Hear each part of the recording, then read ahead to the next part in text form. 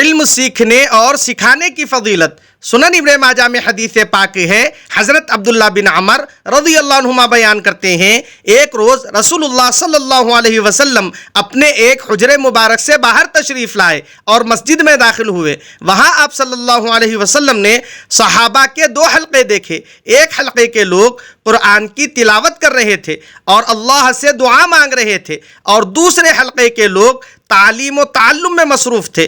آپ صلی اللہ علیہ وسلم نے فرمایا، یہ دونوں نیکی کا کام سر انجام دے رہے ہیں۔ اس حلقے والے قرآن پڑھ رہے ہیں اور اللہ تعالیٰ سے دعا کر رہے ہیں، وہ اگر چاہے تو انہیں عطا فرما دے اور اگر چاہے تو عطا نہ فرمائے۔